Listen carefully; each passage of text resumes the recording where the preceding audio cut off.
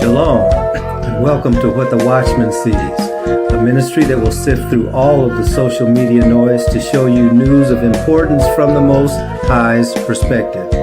As watchmen, we are here both to warn of dangers and give biblical answers for dwelling in the secret place of the Most High during these times of confusion. Tell your family and friends to like, share, and subscribe as we delve into what Yahweh has for us, the apple of his eye. Let's get to work. Shalom, everyone. We are continuing with our study that is focused on the theme of repair the breach, go back and rebuild. And as we have been talking about throughout this calendar year, the Gregorian calendar year, in doing so, we're about 3/4 of the way through the year in the Gregorian calendar, but in the calendar that the Most High gave his people, we are actually either in the 7th month or we're in the beginning of the year as the civic year. So we've been looking at, as we go back to rebuild, what we have been encouraged to do by the Most High is to revisit some of the things that are found in the Tanakh, which have to do with commemorating our relationship with him. They're called the feast days. And so we've been talking about that for several weeks now. Well, we're in the middle and latter part of the last of the fall feast days. That's what we're going to be focusing on during this lesson. Just so that you know, we are aware that there are several calendars that the people of the Most High, who are called by his name, have chosen to use, and there are various reasons for that. As we go back and rebuild, the first thing that the Most High has prompted me to teach is not the specific day or time when these things happen, but that they need to happen. Okay, so as we look at when these feast days or these appointed times are, we're doing so based on the people group that most people are familiar with. And so at this time of the year, we're in the midst of the last of the Feast of Tabernacles, or Sukkot. So that's what we're going to be talking about during our lesson today or this evening. So first of all, we're going to read, as we have done in the past, from Leviticus chapter 23. So I'm going to start with that.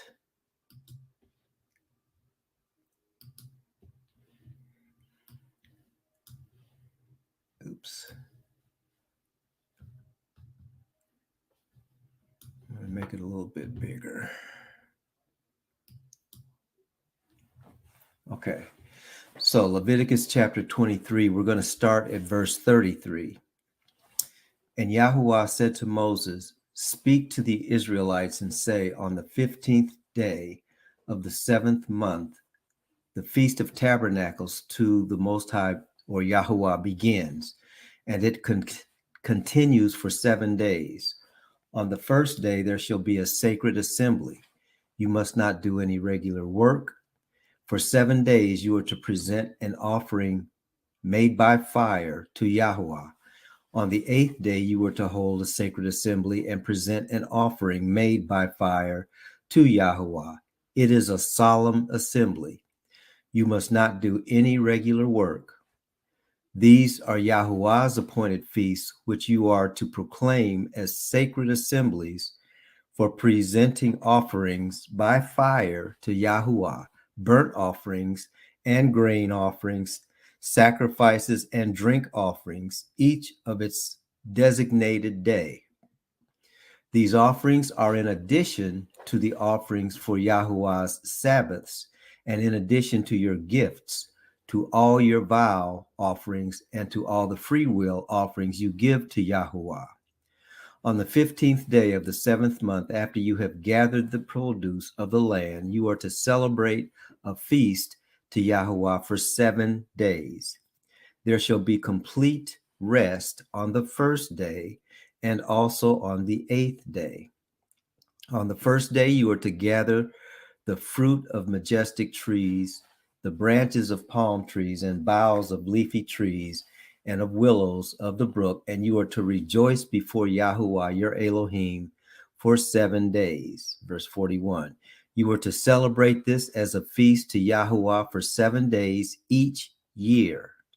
This is a permanent statute for the generations to come. You are to celebrate it in the 7th month.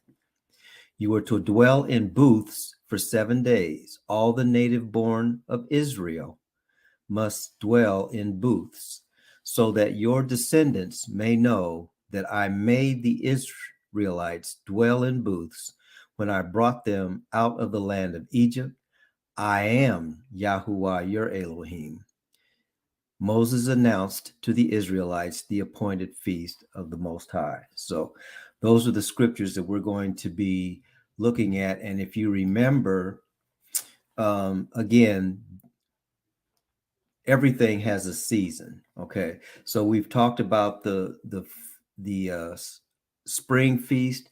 We're talking about the fall feast now. The spring feast started with Passover, then the Feast of First Fruits, the wave offerings, the Feast of Weeks, which is Pentecost.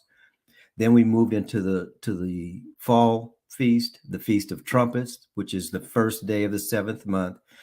The Day of Atonement, we talked about, which is the 10th day of the 7th month. And then finally, on the 15th, beginning the 15th day of the 7th month, we celebrate or commemorate the Feast of Tabernacles. So we're going to continue in the study, and we'll pull up the presentation. Again, we're talking about Sukkot, the Feast of Booths or the Feast of Tabernacles.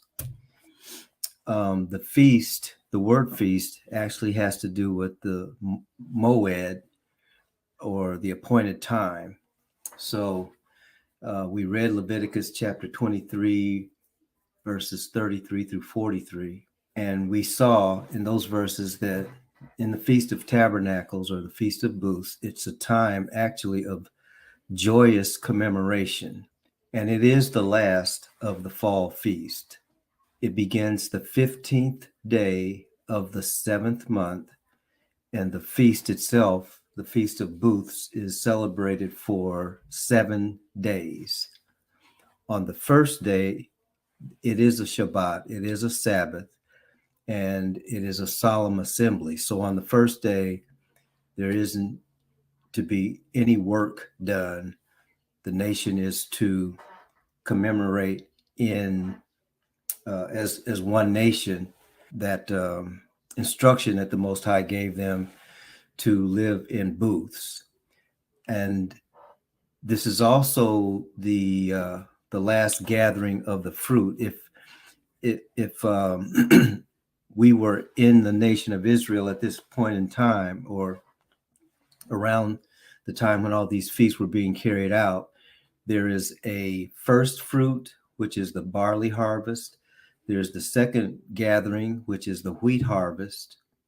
And then the last gathering or the last set of fruit is the grape gathering. So it's at the end of all of the ingathering of the bounty that the Most High has given to his people for that season. And so that's a part of the commemoration and the joyousness. It's commemorating the bounty that the Most High has given to his people. On those solemn holy days or solemn assembly days, there is to be an offering that is made by fire to the Most High. So the offering again is a sin offering. So that's done.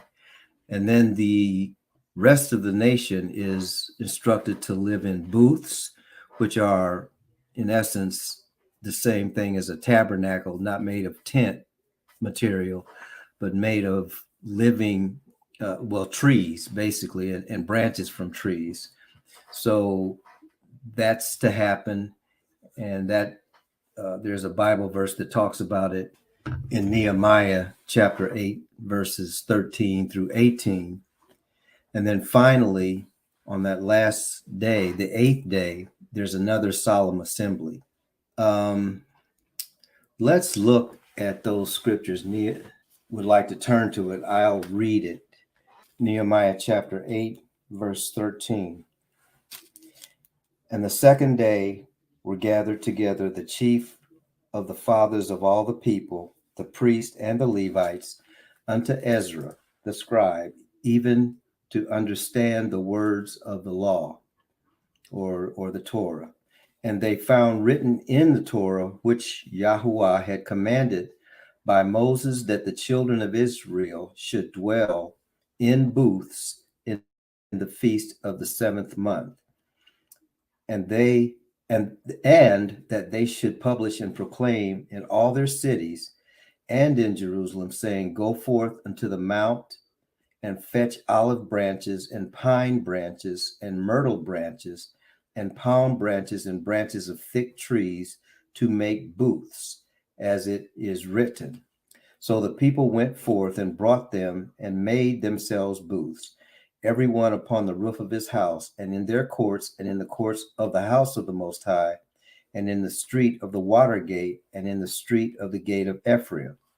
And all the congregation of them that were come again out of the captivity made booths and sat under the booths. For since the days of Yeshuah, the son of Nun, unto that day, or Joshua, the son of Nun, unto that day, had not the children of Israel done so. And there was very great gladness.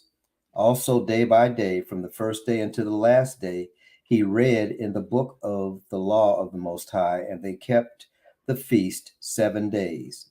And on the 8th day was a solemn assembly according to the manner.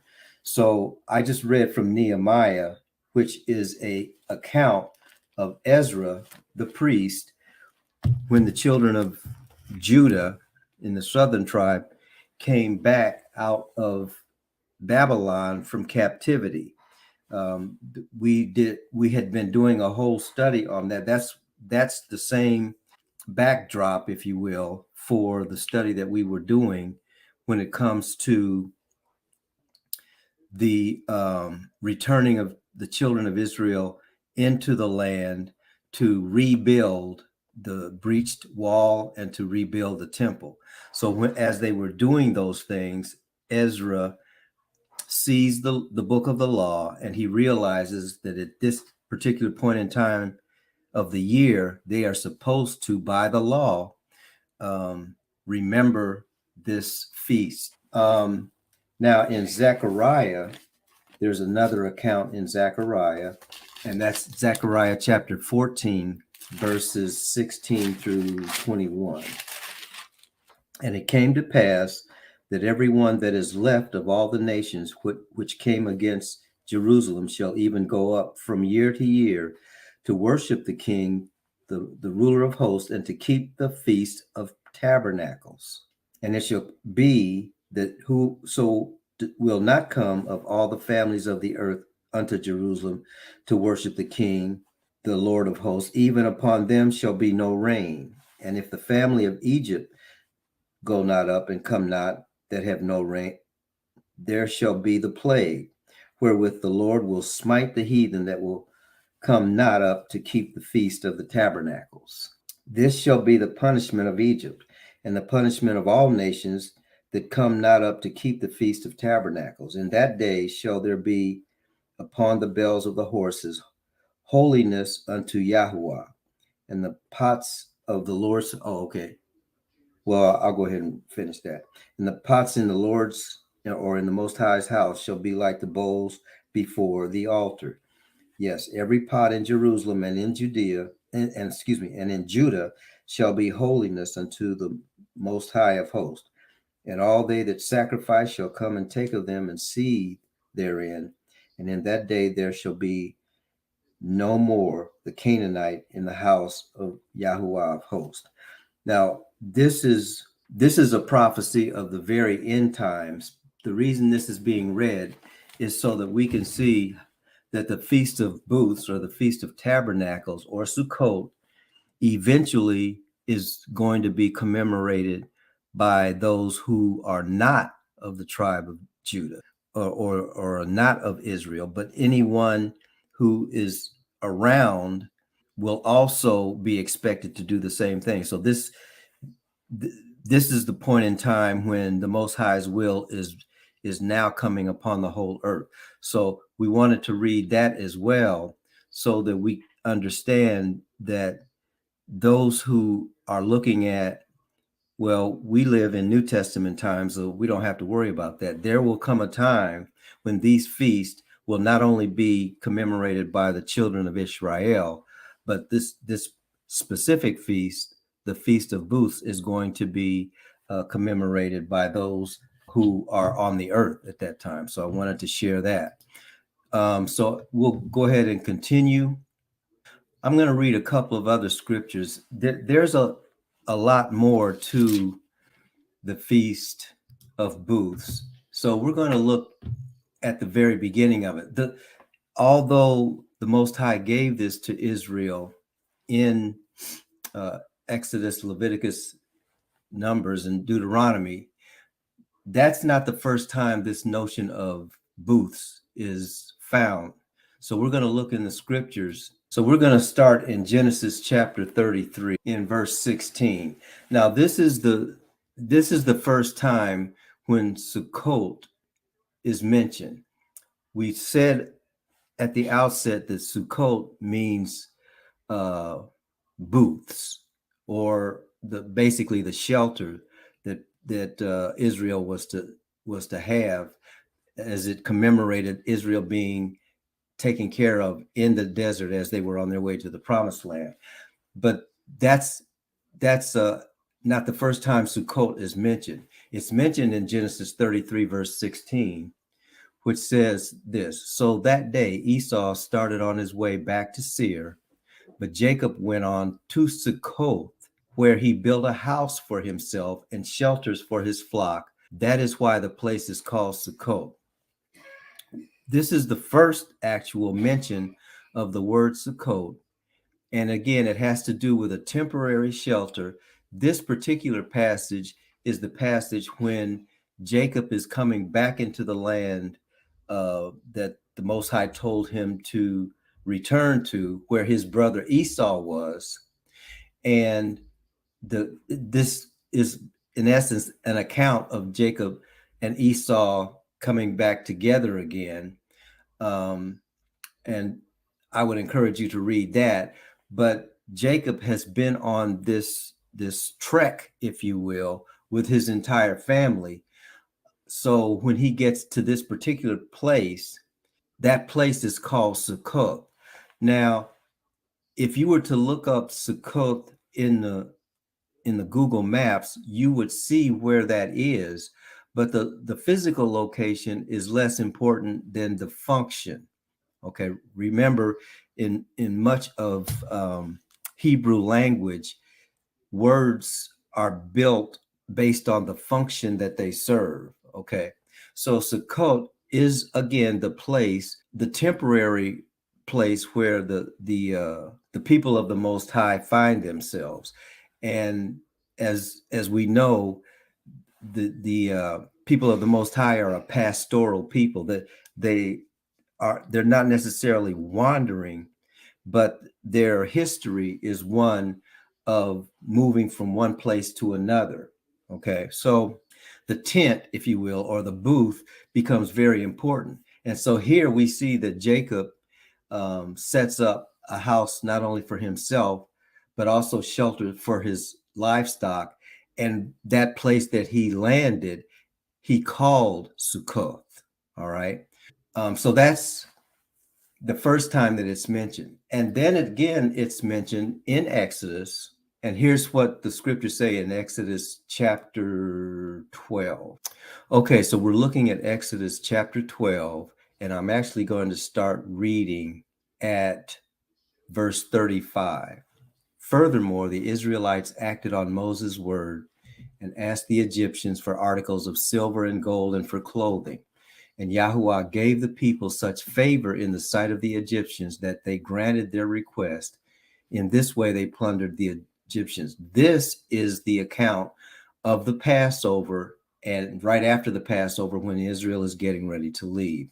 But we'll see how that relates to what we're studying during this session. Verse 37 says, the Israelites journeyed from Ramesses to Sukkot with about 600,000 men on foot, besides women and children, and a mixed multitude also went up with them, along with great droves of livestock, both flocks and herds.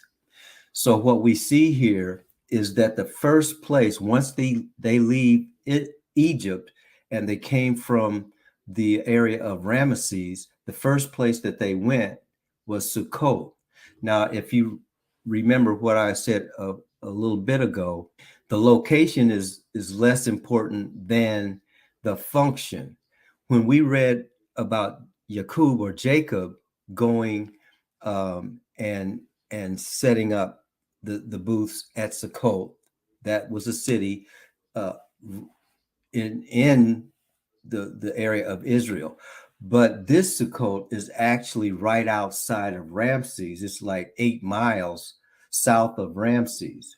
Okay, so the important thing is that that's where they stopped first, and when they stopped, they set up camp. The camp that they set up were the booths. So that's why the scripture is being read.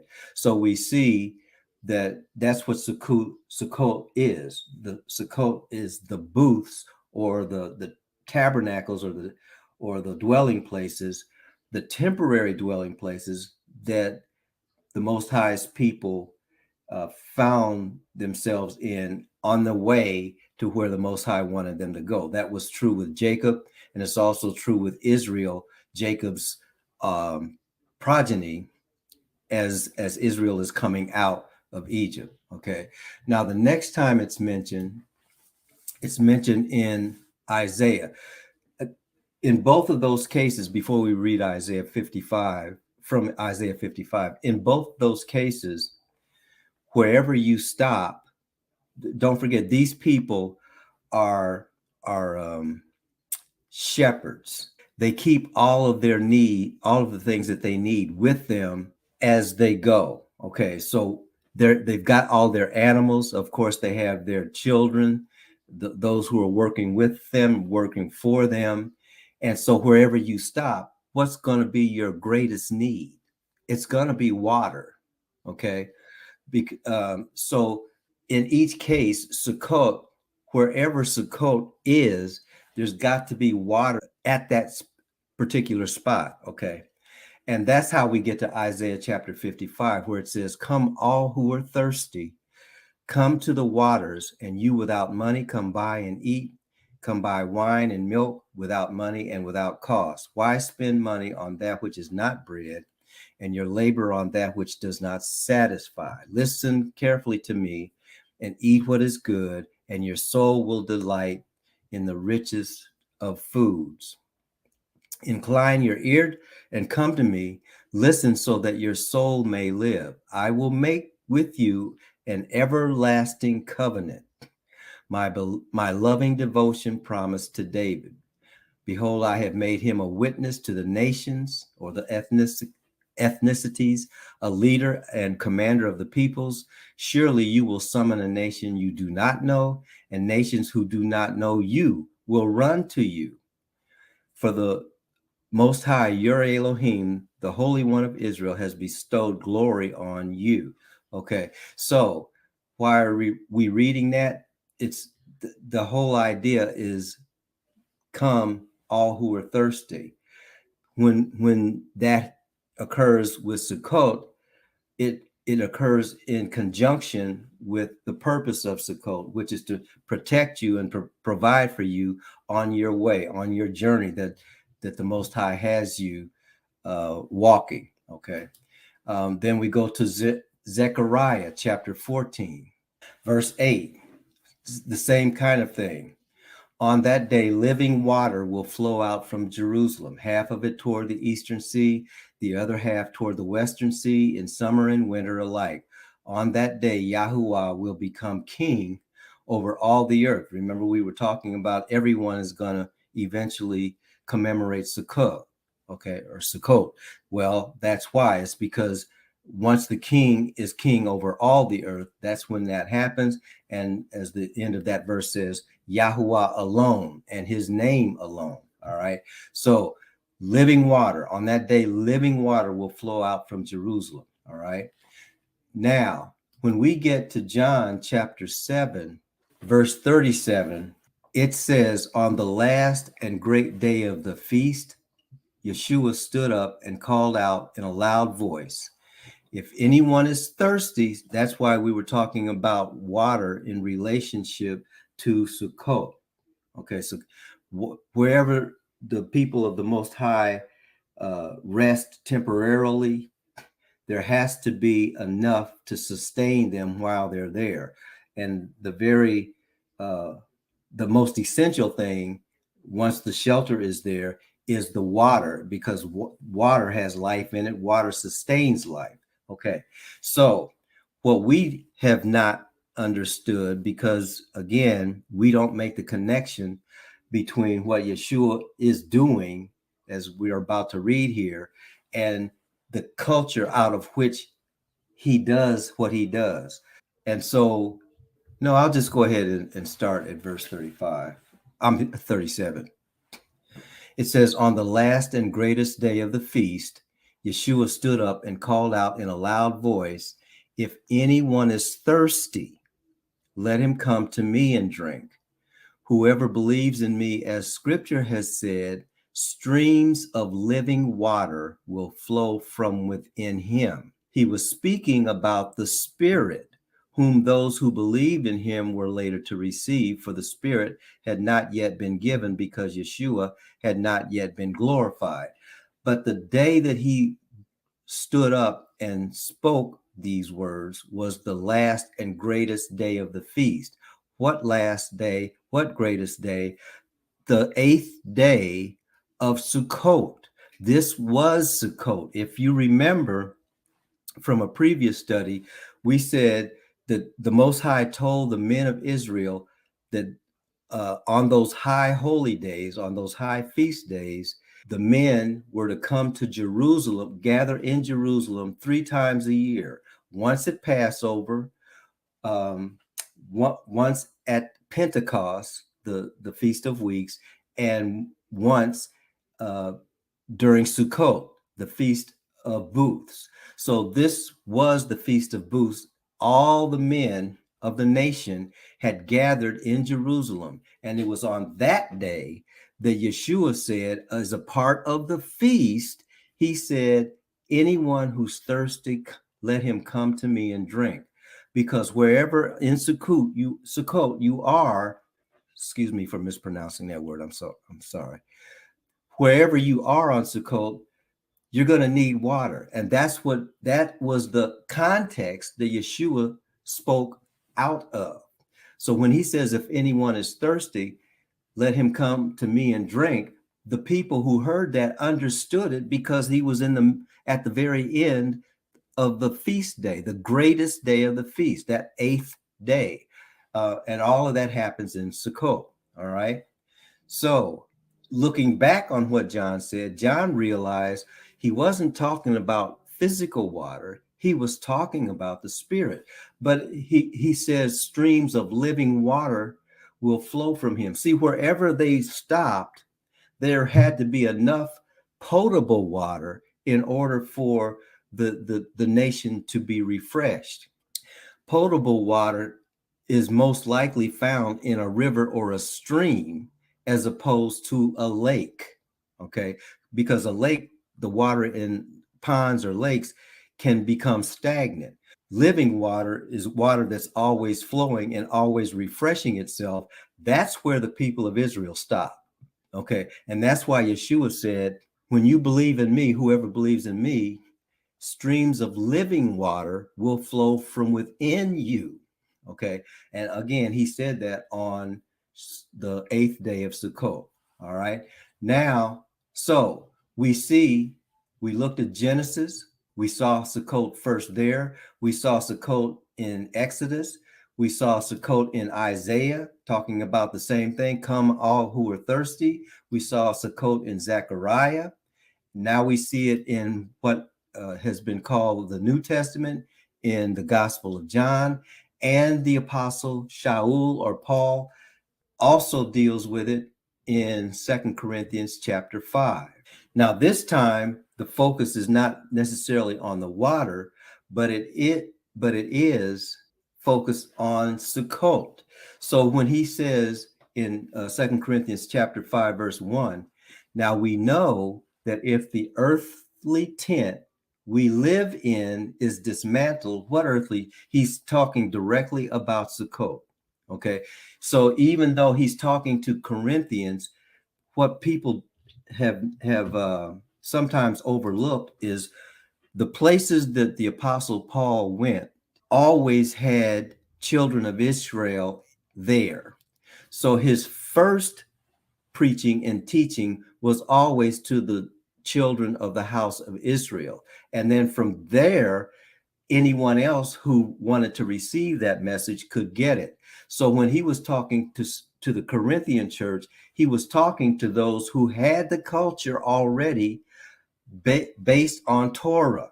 All right. So when he said, now we know, who is the we, those who are a part of the nation, we know that if the earthly tent we live in is dismantled, we have a building from the Most High, a eternal house in heaven, not built by human hands. Okay. So, but this is still a reference to what's in the culture already, which is Sukkot. And then he says, for in this tent we groan. Now we know, because we have the whole counsel of the Most High, that he's actually talking about a couple of things. He's talking about our physical bodies, and he's also talking about the spiritual body called the church. Okay, so it says, for in this tent we groan, longing to be clothed with our heavenly dwelling, because when we are clothed, we will not be found naked. Okay. So while we are in this tent, verse 4, we groan under our burdens, because we do not wish to be unclothed, but clothed, so that our mortality may be swallowed up by life. And Yahuwah has prepared us for this very purpose and has given us the Spirit. Remember what Yeshuah said, come to me, all you who thirst. I'll give you water, the same water that your ancestors had when they would go by the stream, that living water, which will come in us. Well, that's what the Spirit is. So the Apostle Paul is reiterating what Yeshuah has said. The Most High has prepared us for this very purpose, and has given us the Spirit as a pledge of that which is to come. And then finally, in Revelation, getting right back to the piece on water, it says in Revelation chapter 22, then the angel showed me a river of water of life. Okay, a river of the water of life. So even in the very last book of our holy text, we see that same theme being spoken one more time in the New Jerusalem. Okay, so the angel showed John in Jerusalem a river of the water of life, and it's as clear as crystal. Water of life means that it's ever flowing, it's moving, it's living, and it's providing life.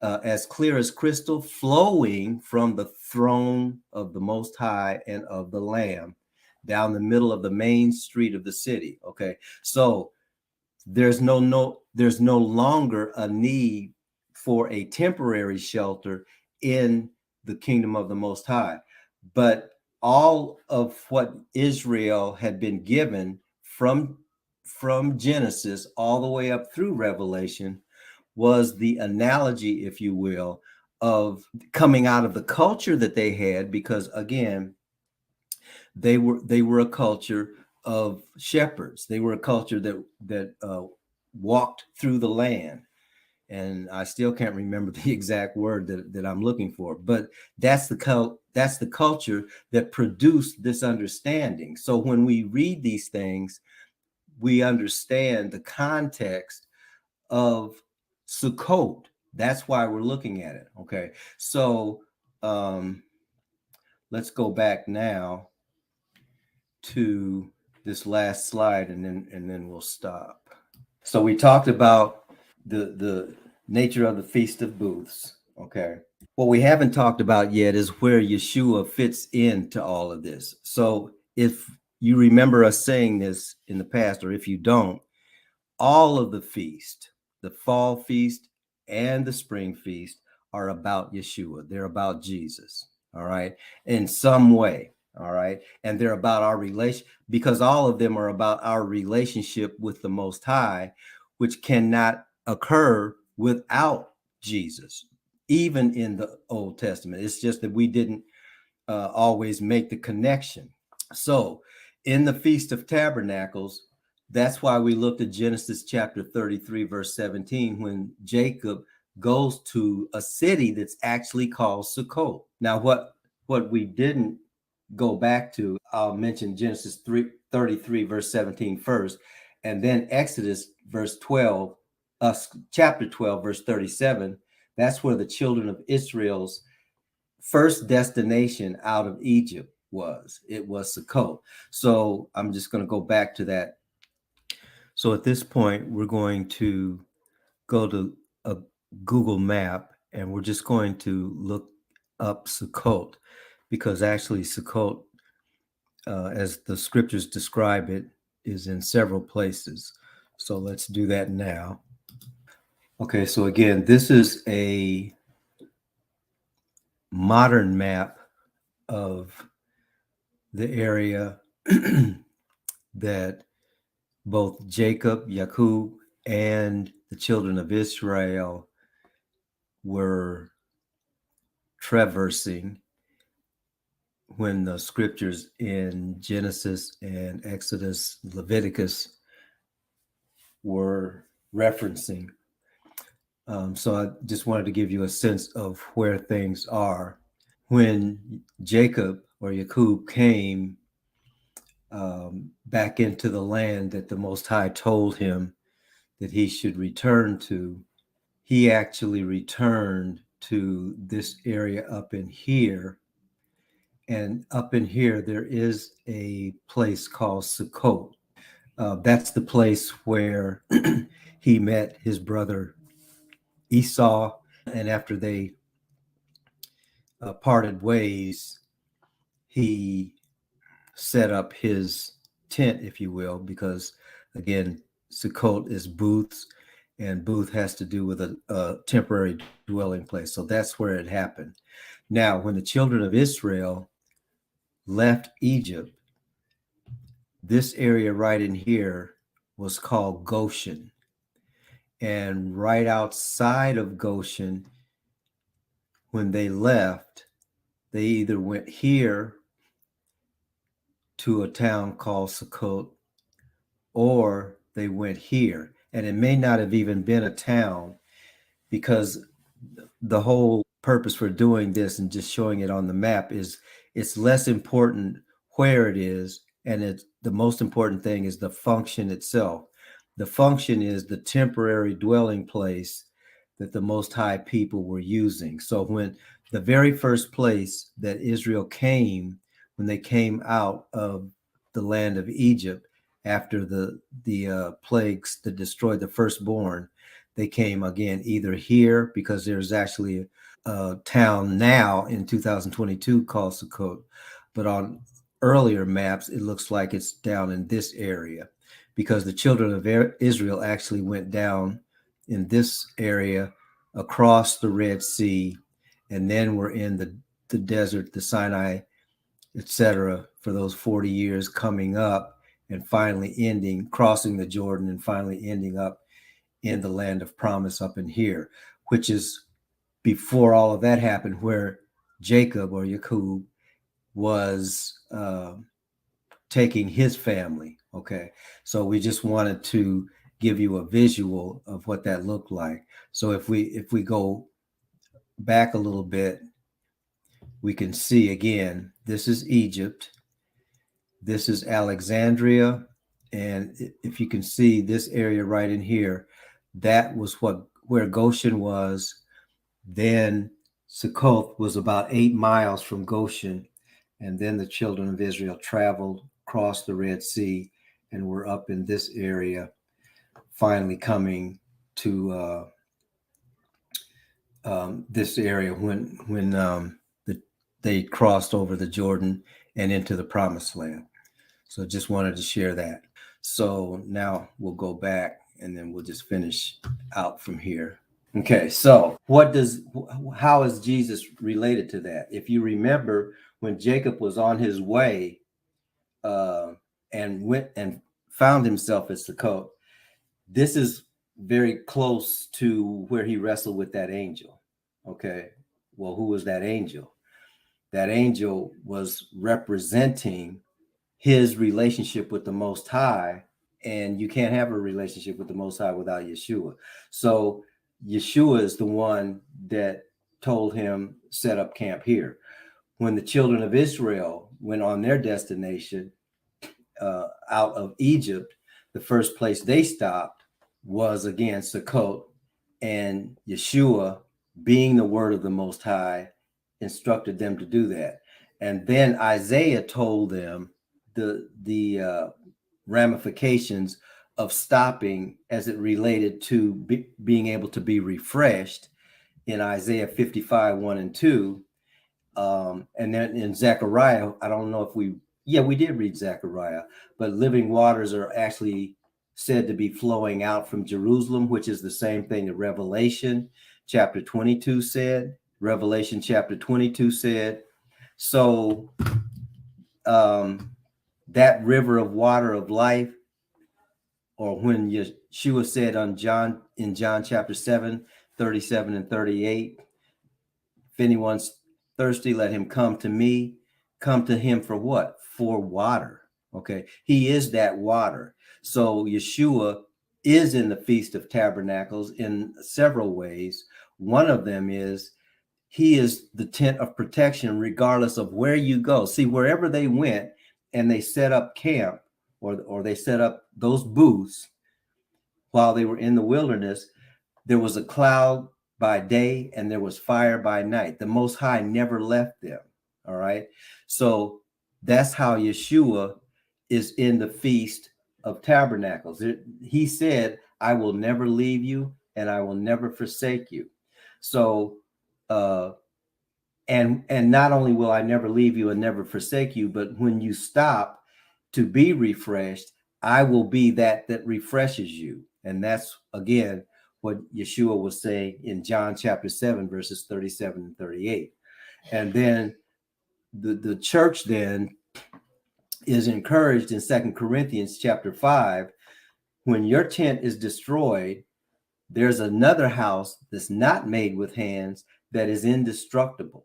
So again, what house is that? It's the house that Yeshua has prepared for us. When he said, I go to prepare a place for you, okay, so that you can be where I am. So therefore, where I am, there you may be also.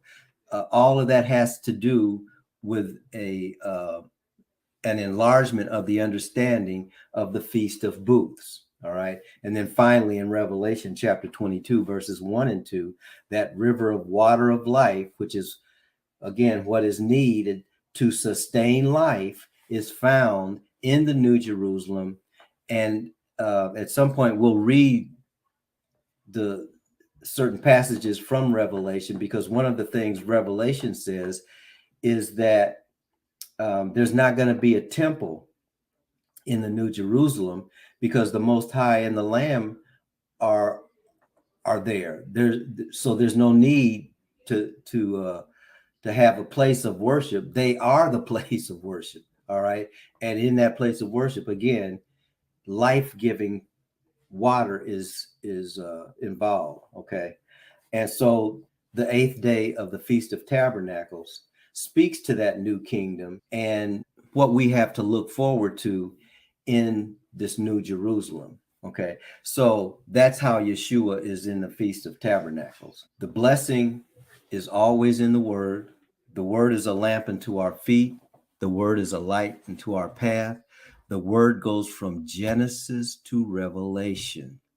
All things in Scripture are God breathed, and all things are profitable for reproof, for correction, for instruction in righteousness, for reproof, that the person of the Most High may be complete, thoroughly furnished unto every good work.